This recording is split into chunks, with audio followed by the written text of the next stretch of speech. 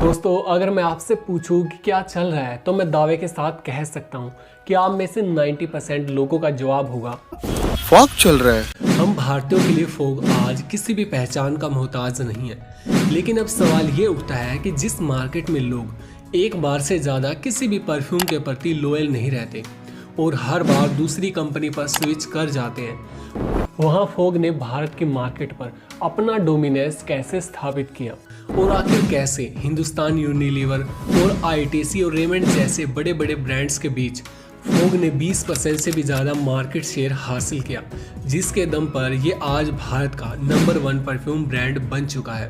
तो दोस्तों, आपकी जानकारी के लिए बता दूं कि फोग कोई विदेशी ब्रांड नहीं है, बल्कि भारत के अहमदाबाद से निकला एक देसी ब्रांड है, जिसे शुरू किया है दर्शन पटेल नाम के एक गुजराती जीनियस एंटरप्रेन्योर ने। अब आपने लोगों को एक या दो ब्रांड बनाते हुए जरूर सुना होगा, लेकिन 61 साल के दर्शन पटेल ने 10 से भी ज़्यादा फेमस ब्रांड्स को बनाया है, जिनमें मूव, क्रैक, डर्मीकूल, इट्स गार्ड, रिंग गार्ड, सेटवेट जेल जैसे ब्रांड शामिल हैं। पटेल साहब ने अपने बिजनेस जर्नी की शुरुआत 1980 में की, जब उन्होंने अपने दो भाइयों के साथ मिल करके पारस फार्मा की शुरुआत की। दर्शन जी, जो उस समय केवल 18 साल के थे, उनको प्रोडक्ट की मैन्युफैक्चरिंग से नहीं बल्कि उसकी मार्केटिंग से प्यार था। और दोस्तों, उनकी इसी मार्केटिंग स्किल के दम पर 1985 तक पारस फार्मा का एनुअल टर्नओवर 50 लाख तक पहुंच जाता है और 1999 तक तो ये 100 करोड़ रुपए की कंपनी बन जाती है। यहाँ तक कि साल 2006 तक आते आते इसका वैल्यूएशन 1000 करोड़ को भी पार कर जाता है। और उस समय तक दर्शन पटेल जी का अपने इस फैमिली बिजनेस के अंदर 24% तक का शेयर था। एक्चुअली अभी तक मैंने आप लोगों को जो मूव और क्रैक जैसे फेमस ब्रांड्स के नाम बताए हैं, उन्हें पारस फार्मा के जरिए ही लॉन्च किया गया था और इनकी सक्सेस के पीछे दर्शन पटेल जी की इनक्रेडिबल मार्केटिंग का हाथ था। लेकिन दर्शन पटेल जी का मन इतने से नहीं भरा, क्योंकि वो खुद की एक कंपनी बनाना चाहते थे जिसका मेन फोकस कॉस्मेटिक की मार्केट पर रहे। पर उनके इस फैसले में उन्हें उनकी फैमिली का साथ नहीं मिलता और उन्हें पारस फार्मा के बोर्ड मेंबर बने रहने की हिदायत दी जाती है। लेकिन दर्शन पटेल जी को उनकी फैमिली का ये फैसला मंजूर नहीं था, जिसकी वजह से उनके बीच में डिस्प्यूट देखने को मिलते हैं और फिर दर्शन पटेल पारस फार्मा के अपने 24% शेयर्स को 200 करोड़ रुपए में बेच करके कंपनी से अलग हो जाते हैं। और कुछ सालों तक कॉस्मेटिक इंडस्ट्री की स्टडी करने के बाद साल 2009 में उन्होंने विनी कॉस्मेटिक्स नाम से एक कंपनी की शुरुआत की, जो कि आज फोग की पेरेंट कंपनी है। और अब इतना कुछ सुनने के बाद आगे की स्टोरी का अंदाजा तो आप लगा ही चुके होंगे। विनी कॉस्मेटिक्स फोग को लॉन्च करती है और वो इंस्टेंट हिट साबित होता है। शायद आपने यही सोचा होगा, है ना दोस्तों, लेकिन सक्सेस का रास्ता इतना सिंपल और सीधा नहीं होता। साल 2010 में विनी कॉस्मेटिक्स अपना पहला परफ्यूम लॉन्च करती है, जिसका नाम था जेनेसिस 18+। दर्शन पटेल जी और उनकी टीम इस परफ्यूम की फ्रेगनेंस पर बहुत ज़्यादा मेहनत करते हैं और उन्हें लगता है कि इस परफ्यूम की गजब की स्मेल उन्हें इंस्टेंट पॉपुलैरिटी दिलाने वाली है।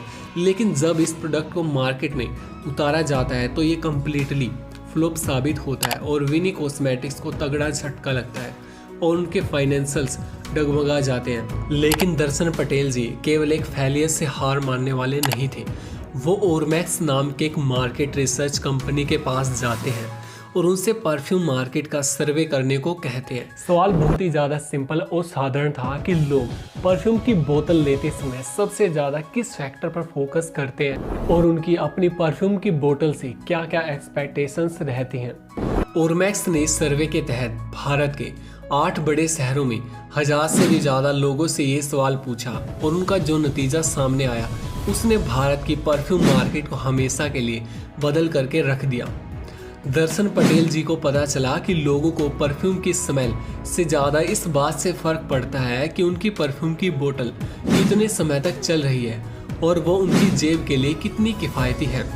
अब जब वो कस्टमर्स के दिल की बात जान चुके थे तो वो उनकी एक्सपेक्टेशंस के अनुसार एक ऐसा प्रोडक्ट बनाने में लग जाते हैं जो कि अफोर्डेबल और लॉन्ग लास्टिंग दोनों हो। और इसी कड़ी में विनी कॉस्मेटिक्स साल 2011 में फोग को लॉन्च करती है और इसे टैगलाइन दी जाती है बिना गैस वाला स्प्रे। एक्चुअली भारत की परफ्यूम मार्केट में उस समय बहुत बड़ी बड़ी कंपनीज हुआ करती थी जिनके प्रोडक्ट भी बहुत अच्छे थे, जैसे हिंदुस्तान यूनिलीवर का एक्स परफ्यूम, रेमंड का पार्क एवेन्यू और आईटीसी का इंगेज परफ्यूम। लेकिन फोग के मार्केट में आते ही इसका जादू ऐसे चला कि पहले ही महीने इसने 1.5 लाख के आसपास बोतल सेल कर दी और दूसरे महीने ये जादुई आंकड़ा बढ़ करके 2,60,000 तक पहुंच गया। अब दोस्तों फोग की सक्सेस स्टोरी में दर्शन पटेल जी की जबरदस्त मार्केटिंग कैंपेन की तारीफ खास तौर पर करनी चाहिए। साल 2015 में फोग एक टीवी एड लॉन्च करती है जिसकी टैगलाइन आज हर इंसान के दिलो दिमाग पर हावी हो गई है। जी हाँ, मैं बात कर रहा हूँ इस एड की। और जनाब क्या चल रहा है? जनाब हिंदुस्तान में तो फॉग चल रहा है। सोचिए मत, क्योंकि बिना गैस वाला फॉग ही है इंडिया का नंबर 1 परफ्यूम बॉडी स्प्रे। ये एड इतनी ज्यादा पॉपुलर हुई कि इसने क्या चल रहा है इस सवाल का मतलब ही बदल करके रख दिया और अभी तक फोग की इतनी ज्यादा सक्सेस का श्रेय इसी एड को दिया जाता है। लेकिन क्या आप जानते हैं दोस्तों कि इस एड का आइडिया कहां से आया था? अब दोस्तों इसके बारे में कोई सॉलिड जानकारी तो नहीं है, लेकिन ऐसा कहा जाता है कि जब दर्शन पटेल जी और विनी कॉस्मेटिक्स की टीम फोग के बारे में मार्केट एनालिसिस करने जाते थे और जब भी किसी दुकानदार से पूछते कि मार्केट में आजकल क्या चल रहा है, मतलब कि कौन सा परफ्यूम चल रहा है, तो फिर उनके सामने एक ही जवाब मिलता था कि फोग चल रहा है। और दोस्तों बस इसी एक लाइन पर फोकस करके फोग का एड कैंपेन बनाया। अब दोस्तों इस परफ्यूम ब्रांड का नाम कैसे पड़ा इसके बारे में जानते हैं। दोस्तों इसके बारे में एक स्टोरी बहुत ही ज़्यादा फेमस है कि दर्शन पटेल जी मैक्सिमम टाइम सफ़ेद कपड़े पहनते थे, जिसकी वजह से उनके साथ काम करने वाले कोवर्कर्स उन्हें फोग यानी कोहरा कह करके पुकारते थे और बस यहीं से इस ब्रांड को अपना यूनिक नाम मिल गया। हालांकि दोस्तों इस कहानी में कितनी सच्चाई है इस बारे में इंटरनेट पर कोई भी इंफॉर्मेशन अवेलेबल नहीं है। लेकिन दोस्तों क्या आपको पता है कि फोग कोई वर्ड नहीं है बल्कि एक एक्रोनियम है जिसका मतलब है friends of goods guys and girls. अब दोस्तों ये लाइन महज एक लाइन नहीं है बल्कि ये फोग की मार्केटिंग स्ट्रेटजी का भी एक हिस्सा है। एक्चुअली जब फोग को लॉन्च किया गया था उस समय सभी परफ्यूम ब्रांड्स एक ही स्टीरियोटाइप पकड़ करके मार्केटिंग कर रहे थे। उनकी एड में बस यही दिखाया जाता था कि उनका परफ्यूम लगाने के बाद लड़के लड़कियों को आसानी से इम्प्रेस कर लेंगे और लड़कियां तो इन लड़कों पर मर मिट जाएंगी। लेकिन उन परफ्यूम्स का हर कस्टमर ये अच्छी तरह से जानता था कि महज परफ्यूम लगा लेने से ऐसा कुछ भी नहीं होने वाला। फोग ने सबसे पहले स्टीरियोटाइप को तोड़ा और परफ्यूम मार्केट में बनाई जा रही अश्लील और फूहड़ एड्स का सहारा लेने की बजाय एक यूनिक स्ट्रैटेजी पर काम किया।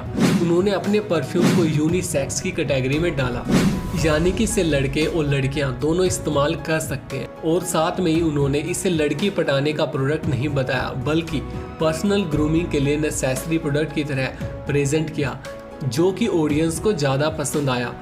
फोग ने दावा किया कि उनकी एक परफ्यूम की बोतल 800 स्प्रे तक चलती है, जो कि उसमें मार्केट में मिलने वाले सभी ब्रांड से ज़्यादा थी और साथ ही इसने अपना प्रोडक्ट अफोर्डेबल प्राइस पर भी रखा, जिससे कि आम आदमी अपनी जेब को ज़्यादा तकलीफ दिए बिना ही इसे खरीद सकता था। अब दोस्तों अगर आपने फोग की ये वाली एड देखी है तो आप फोग की मार्केटिंग स्ट्रैटेजी को बहुत अच्छी तरह से समझ सकते हैं। या उन्होंने फोग का कंपैरिजन दूसरे ब्रांड्स के साथ करके दिखाया है और मैसेज को क्लियर कर दिया है कि फोग उनसे कहीं ज़्यादा समय तक चलता है। और साथ ही इस एड में आपने ये भी नोटिस किया होगा कि फोग को बिना गैस वाला स्प्रे कहा गया है, जो कि शुरुआत से ही इस ब्रांड की टैगलाइन रही है। एक्चुअली दोस्तों उस समय तक भारत में मिलने वाले सारे परफ्यूम्स एरोसोल टेक्नोलॉजी पर वर्क करते थे, जिसमें कि गैस के साथ परफ्यूम के लिक्विड पार्टिकल्स का फ्यूजन बनाया जाता था। ऐसे में जब भी कोई कस्टमर परफ्यूम की बोतल को स्प्रे करता था तो उसे फिर परफ्यूम कम और गैस ज़्यादा निकलती हुई नजर आती थी। यहीं पर फोग ने मार्केट में नॉन एरोसिल स्प्रे इंट्रोड्यूस किया, जो कि बिना गैस के ही परफ्यूम को रिलीज करता था। और दोस्तों इस यूनिक मैन्युफैक्चरिंग से ना सिर्फ फोग ने नंबर ऑफ स्प्रे को इंक्रीज किया बल्कि साथ ही उन्होंने परफ्यूम की ओवरऑल अफोर्डेबिलिटी को भी बढ़ा दिया। और दोस्तों अगर आप फोग की एड पर नज़र डालेंगे तो आपको पता चलेगा कि इसके जरिए सिर्फ यूथ को ही टारगेट नहीं किया गया है, बल्कि इसमें आपको पेरेंट्स और ग्रैंड पेरेंट्स भी देखने को मिल जाएंगे।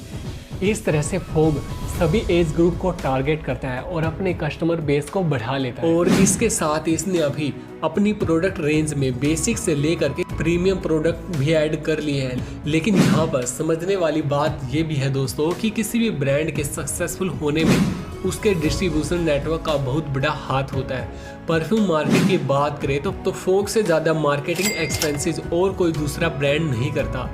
लेकिन अगर आप टीवी पर किसी भी प्रोडक्ट की ऐड देखते हो और मार्केट में जाने पर वो प्रोडक्ट आपको नहीं मिलता तो सारी की सारी मार्केटिंग पर पानी फिर जाता है। अब क्योंकि दर्शन पटेल ये बात बहुत अच्छी तरीके से जानते थे, इसीलिए उन्होंने फोग का डिस्ट्रीब्यूशन नेटवर्क स्ट्रॉन्ग करने में बहुत ज़्यादा एफर्ट लगाए। उन्होंने अपने सालों के बिजनेस एक्सपीरियंस और सभी कनेक्शंस का उपयोग करके फोग को देश के कोने कोने में पहुंचाया और आज फोग आपको भारत की 5 लाख से भी ज़्यादा दुकानों पर मिल जाएगा, जिसमें जनरल स्टोर से लेकर के मेडिकल स्टोर, डिपार्टमेंटल स्टोर और मॉल्स तक शामिल है। और साथ ही फोग ने अमेजोन और फ्लिपकार्ट जैसे ऑनलाइन प्लेटफॉर्म पर भी स्ट्रॉन्ग प्रेजेंस बनाई हुई है। फोग की सक्सेस का सबसे बड़ा मंत्र रहा है कस्टमर सेटिस्फैक्शन। और कहा भी गया है कि आपका आइडिया भले ही ज़्यादा कितना अच्छा और पावरफुल क्यों ना हो, लेकिन जब तक वो कस्टमर की नीड को पूरा नहीं करेगा वो दर्शन पटेल जी ने फोग को लॉन्ग लास्टिंग और अफोर्डेबल बनाया और उसके बाद इसकी मैन्युफैक्चरिंग को दूसरे हाथों में थमा दिया, क्योंकि उनका अभी भी मानना है कि उनकी स्ट्रेंथ मैन्युफैक्चरिंग में नहीं बल्कि मार्केटिंग में है। और एक बिजनेसमैन को वही काम करना चाहिए जिसके अंदर वो सबसे ज़्यादा परफेक्ट हो और बाकी सभी काम को उसे आउटसोर्स कर देना चाहिए। आज की बात करें तो फोग आज भारत का नंबर 1 परफ्यूम ब्रांड बन चुका है और इसका मार्केट शेयर लगभग 20% से भी ज़्यादा है। फोग हर महीने 20 लाख से भी ज़्यादा बोतल सेल करता है और इसने आज तक 1000 करोड़ रुपए से भी ज़्यादा रेवेन्यू जनरेट करके दिखाया है। विनी कॉस्मेटिक्स को बे कैपिटल और सिकोया कैपिटल जैसे बड़े बड़े कैपिटल इन्वेस्टिंग फर्म से फंडिंग भी मिल चुकी है, जो कि इसके बिजनेस की स्ट्रेंथ को दिखाता है। अब दोस्तों भारत का परफ्यूम मार्केट हर साल 18% CAGR की रेट से बढ़ रहा है और ग्लोबल लेवल पर भी इसमें एक्सपोनेंशियल ग्रोथ देखने को मिल रही है।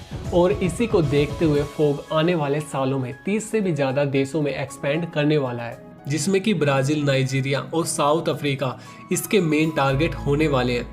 वेल फाइनली दोस्तों, आज की इस अमेजिंग केस स्टडी में बस इतना ही। उम्मीद करते हैं कि आपको फोग की एक केस स्टडी बहुत ही ज़्यादा अच्छी लगी होगी और इस केस स्टडी से आपको कुछ सीखने को मिला होगा। ऐसे अमेजिंग वीडियोस को देखने के लिए हमारे इस चैनल के साथ जुड़े रहिए और बेल आइकन को दबा करके हमारे चैनल को सब्सक्राइब कर दीजिए ताकि आपको ऐसे अमेजिंग वीडियोस की नोटिफिकेशन सबसे पहले मिलती रहे। मिलते हैं दोस्तों हमारी नेक्स्ट वीडियो में, तब तक के लिए आप सभी खुश रहिए और खुशियाँ बांटते रहिए।